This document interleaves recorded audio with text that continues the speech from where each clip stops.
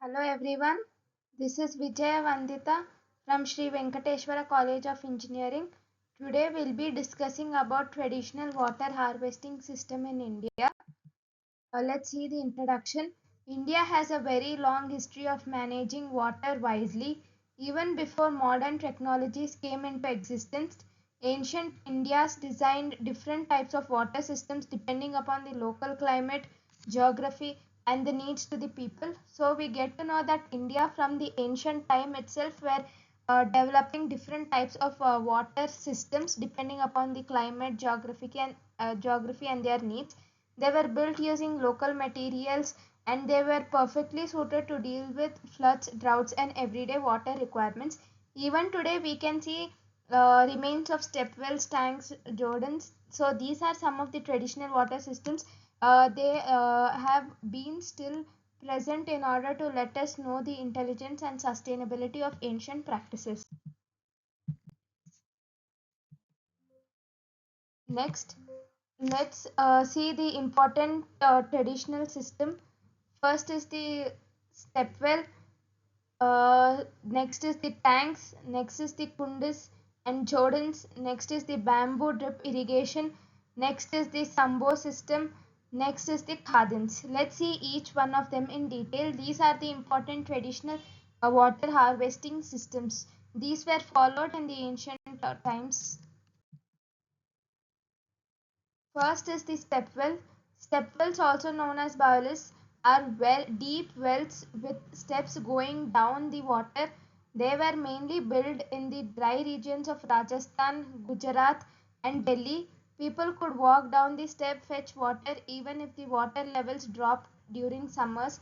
Some stepwells, like Rani Ki Wal in Gujarat, are beautifully carved and even served as a resting places. Stepwells were a smart way to store groundwater and access it easily. So in the image we can see the step wells in which we were able to see the steps. So even in the summer times when there were droughts and water level could decrease gradually, they were able to walk through the steps down until down and then pick water.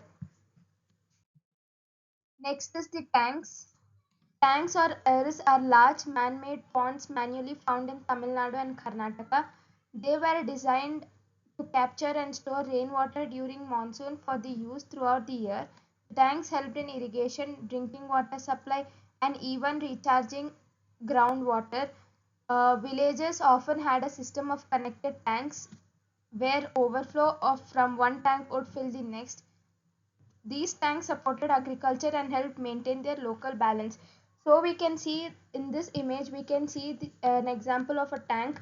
They were dug by man-made force. They were dug mainly during the monsoon season where there is heavy rainfall.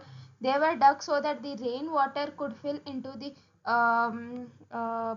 tanks, and then they could use it for irrigation, agriculture, or any other purposes. Next we can see kunds.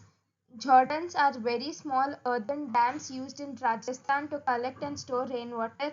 They are usually built in areas with natural slopes, allowing rainwater to flow and gather. Kunds are underground tanks that store water, mostly for drinking purposes. Both Jordans and kunds help communities survive harsh droughts by ensuring water was available during dry periods. These systems depend on community participation for their construction and maintenance. So in this images we can see the Jordan and Kunds. They are mainly constructed in the northern areas such as Rajasthan. They are similar to the tanks but are smaller.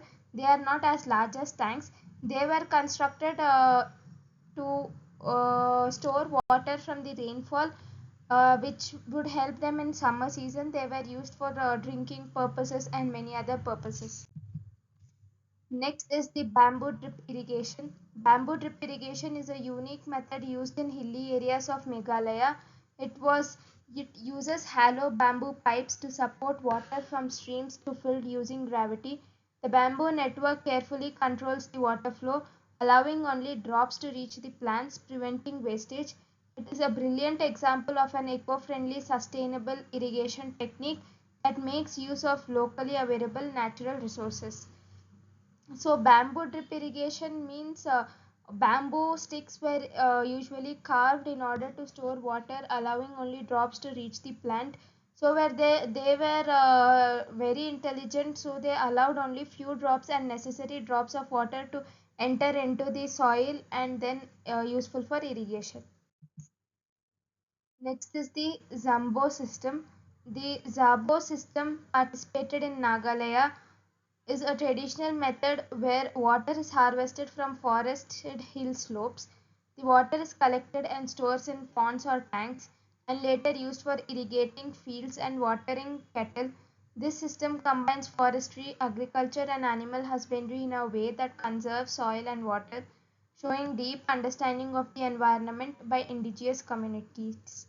This is an example of a Zambo system. It is having step by step where water is filled in each step, and then when it fills it enters into the next step.